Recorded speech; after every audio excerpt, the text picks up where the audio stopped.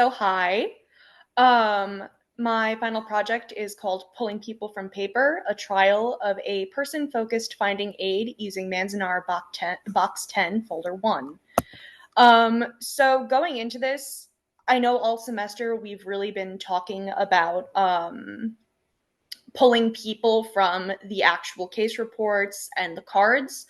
Um, and so when first thinking about this, I started going about it with the idea of reparative archival work in digital archives, addressing silent stories. We want to put the people first and not the document, which led me to this idea of creating a person-focused archive or collection rather than documents and organization focused. So in this case, not WRA focused and crime focused, but who are these people that we're actually talking about, making it a story, and putting the focus back on the people who lived through all of this so we can put names to a history that has systematically been erased.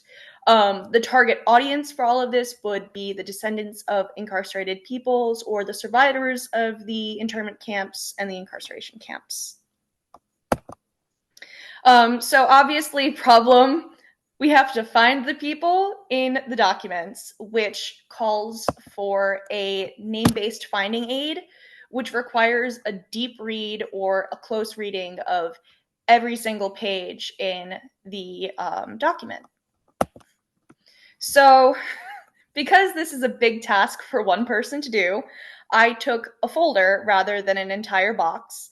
I wanted it to have a broad range of different types of cases, both in type and in size of report. So I ended up pulling the first folder because it had cases anywhere from in size 1 page to 13 pages. And we had a broad range of lost and found, theft, casualty, different sort of battery, just all over the place. It wasn't like everything was set in one spot. Then I would have to go through each case, page by page, and pull every single named individual. From there, I would organize it based on role within camp, so either an incarcerated individual, a police officer, an employee, or if I couldn't find what they are, they went in the other category. So if this were to be coded, it could serve as a filter that you could drop down and select that. So you could either search by name or search by police officers. You could search by employees. You could search that way. Then you had to include the role within the case. So is this the principal we're talking about? Is this the person who is suspected? Is this the person that it was reported to? So on and so forth. So, like I said, we have our organizations, our first base role. Incarcerated individuals were usually the principals within the case. However, they could also fall under these two categories as well, because a lot of the individuals also served as police officers or served as employees in different areas within the camp. However, if they are counting as an incarcerated individual within this case, that whatever case we're looking at, they need to be not functioning within their job roles. Police officers, individuals working within the police department, within the camps, they could be incarcerated individuals or non-incarcerated individuals, people that were working at the camps but were not living in the camps. Then we have employees, people who were employed with non-policing within a non-policing capacity within the camps. So directors of certain areas, doctors, teachers, etc. And then, like I said, we have our other category, which is when it's not entirely clear whether or not the person, what their role is within the case. In one or two cases, we actually have, usually within out of bounds cases, we have military figures who were in the area. So there's that to contend with. On to the metadata. So these were the 5 most important things when considering what metadata I wanted to put in. Obviously, if we want a name-based finding aid, we need to be able to attach the case. So over here, we have our cards and our case number. This would allow us to pull a name and know exactly what cards were related to that case and what case number that is. So in the future, if this were to be coded, it could be linked one to the other. Additionally, this gives a better idea of how people are interconnected via case, because if everybody has all of the case cards attached to the case and all of the case numbers, we can see which people are connected, which is really cool and really fun.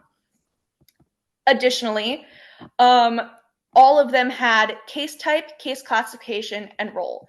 So it allows us to focus on the story at hand and how the person functions within whatever is going on. If the focus is on specifically on case type and classification rather than a person-focused finding aid, then the people can simply get lost. And that's not what we want here. It's still relevant to our understanding of the case, and it's still relevant to our understanding of what was going on in Manzanar, but it should be secondary to the names. The names should be the most findable thing. Now, when we break down into specific groups, there was some metadata that applied to others that didn't to all. Like, for example, for my police spreadsheet, because I did 4 spreadsheets, there was the rank of different officers. So we had our chiefs, our sergeants, our lieutenants, our officers. If it was listed, it went in. For employees, usually I put down the job title. If it told me where they were working, it was job title and working all within this. And then in the other category, if there was a title attached, like I said, we had some military officers, it went in this. So what the heck does this look like? The spreadsheets that I keep talking about. This is a quick look at it, but I actually pulled open my little spreadsheets. So as you can see, I have 4 different spreadsheets, all organized based on what these people were in terms of their role in the camp, like what is their job? Are they, you get what I mean. And this gets really fun when we do this. Because now, if I can find them, we can see people with the same last name, we can see families. And then, if we go over here, we can see, for the police, we can see which officers were getting assigned to the most cases or who were getting the most reported to. Chief Gilkey on a ton of cases. I want to say Chief, where are you? I know you're in here. Sergeant Ono, again, on a ton of cases, a ton of reported to. Chief Takayama, again, usually had responsibility of cases assigned to, but occasionally also reported to.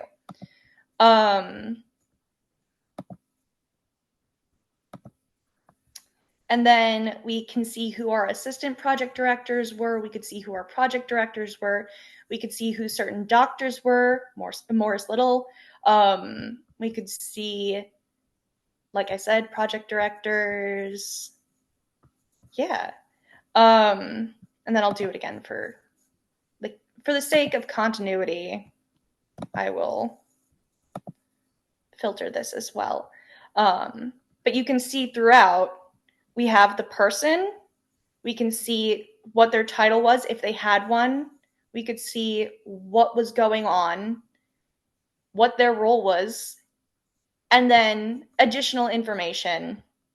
So for later purposes, attaching people to people, sort of making a spider web that connects it all.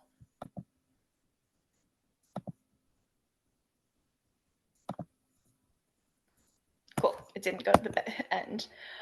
So total entries over all of the cases. On my incarcerated individuals sheet, there was 165 total cases, all cases in the folder. So if a person is listed in one case, but they appear in another case, they're going to be listed again, but under that case, so we can see it. For the police, 189 total overall cases in the folder, overall entries. 54 appearances by employees and 23 appearances that we couldn't really tell what they were. So here is a pie chart of all of the by last name incarcerated individuals. If I were able to filter it by full name, I would have to add another column, but for the sake of this, we're just doing it by last name because we can see families. For example, this surname right here, Shintani, we can see that it takes 2.4% of the overall cases, and this is a whole family of boys who were fighting another person because somebody was insulted, and they wanted payback. For the police, it gives us a good idea of who's getting the most references, who's appearing the most, who are our main players within the camp. For employees, additionally, gives us a sense of the hierarchy. Ralph Merritt, project director, makes sense that he's going to have the most sightings within cases. And then again, for our others, because I want this surname Nail was our one military officer that appeared several times. Again, always in an out of bounds capacity, always within an out of bounds case, just came across the person. So room for improvement and further use. Combing through all of the documents takes a lot of time. I want to say one folder plus me, one person, takes about 4 full days of work for finding people and data input. Because you have to read everything line by line, find the names. Occasionally there are typos in the names, so you're trying to figure out if this is the same person or not. So an AI tool for future use would be useful, but only if it can recognize all of the names, not just the English names, because if it's not going to recognize the Japanese names, then it's of no use to us. Further use, obviously, we can use this information when coding a finding aid because it's just sort of a pull, here we go, and pop it into a more standardized digital format rather than just a spreadsheet. It should be searchable by name, and it must include drop-down filters for the roles within the case, within the camp, not the case, pardon me. Additionally, I think that you could link the case documents and the cards to the name. That way, once you search it, you can click on the name and have a list of all of the cases and documents that you can look at. I think that you could also use this in cases where you're trying to map out the camps, because if the person themselves is easily findable, then making maps where they're named becomes easier. You could link the data within a case by the name, either by the case location and put the person there, like a little pin mark of here's this person, or you can do it by residency of the individual. You would need to input the data of the residencies and the location of cases into the spreadsheet as well, so a little bit extra work. Additionally, if you wanted to add a column for the timing of all of these cases, then you could sort of track the people through the days and figure out when certain people are active and when certain people aren't. Additionally, as I mentioned before, you can make a relationship map. So interconnecting all of these people based on the cases and seeing who knew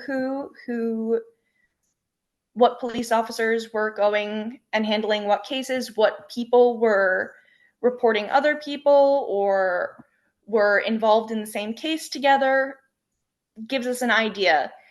So that could be formatted in sort of like a spiderweb tree sort of situation where you can sort of see all of the connections. My final thoughts: it's valuable in theory and practice to do this sort of work. If we're taking silent stories and making them visible, if that's our purpose, then making the individuals who make up the stories within the archives findable is paramount to all the work that we do. Yes, it takes time, but it could force us to think outside the box and create new solutions. Problems lead to problem solving. Innovation and evolution within how we work with materials and information users is important, and it's always going to happen with more problems that we're faced with. Would I continue working on this? I see the value in continuing this sort of work, even if it does take time. I personally would continue working on this sort of project. Um, the more people who are willing to try, the more accurate and the better that a person-based searching system can become. So that's everything. Thank you.